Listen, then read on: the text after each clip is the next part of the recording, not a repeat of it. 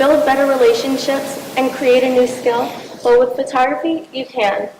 There are also many different benefits to photography, like lowering your anxiety, a decrease in stress, and a better bond with your family. You can lower your anxiety with photography by getting out of the house and taking pictures of beautiful places around you. You can also do it by going and taking pictures of your pets, because pets can also help you to decrease your anxiety. I like to decrease my anxiety with photography by taking pictures of my friends, my pets, and by editing videos. You can also lower your stress with anxiety. If you're doing your homework and you start messing up on questions, you might get stressed out. All you have to do is go outside and take pictures with your phone. You can easily decrease your stress that way.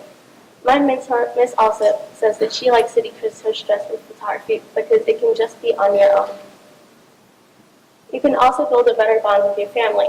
You can talk about your newfound passion with them around the dinner table, and you can also talk about people who have inspired you. Photography is a great way to let art become a tool to increase communication. But with these benefits, there are many hurdles, like time, money, and a lack of inspiration. Not a lot of people have enough money to go out and buy tons of expensive camera equipment, and you might not have the time to go out and take a photo shoot with all your friends. You can also get stuck in a lack of inspiration, kind of like writer's block for authors. But there are also solutions to these hurdles. Like there are different cheap alternatives for camera equipment. Instead of spending upwards of $100 on a tripod, you can get one that's rated the same for almost $20. And instead of buying a nearly $380 camera, you can get a simple point and shoot for $150. When I started photography, I started with a small camera, and as I learned that I loved the hobby, I upgraded it, and that's what you can do too. Also, if you want to go out and take pictures, instead of watching TV, just grab your phone and get out of the house. And you can also find inspiration from other photographers like Irving Penn. I have struggled with the money and the inspiration.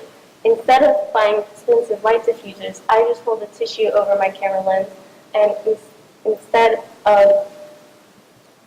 of using an expensive light diffuser, I just hold a tissue over the flash. And I found inspiration from Irving Penn in this picture when I Googled famous photographers. That's one simple way that you can find inspiration too.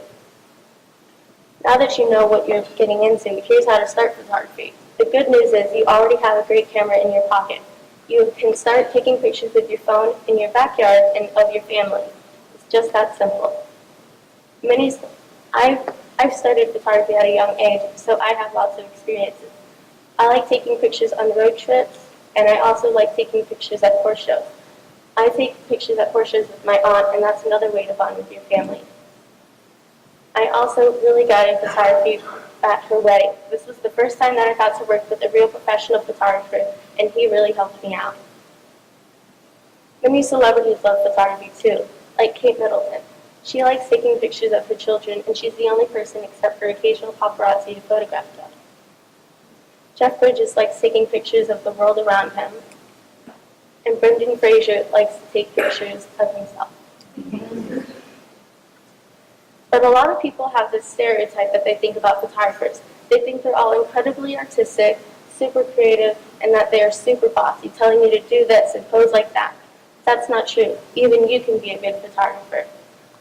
Art has a wide definition, and photography is an art form. A love of photography can turn into a love of art, and a love of art can turn into a love of photography. And photography can also help you to build healthy habits. You'll learn to love your camera more than playing video games, and it's better to spend your money on one big thing like a good camera than on small things over time. Now imagine yourself. You're old and you're with your family. You find an old picture book and you start looking back. You can remember the good times with your friends. Do you want that? Do you want to remember? Then you should go out and grab a camera.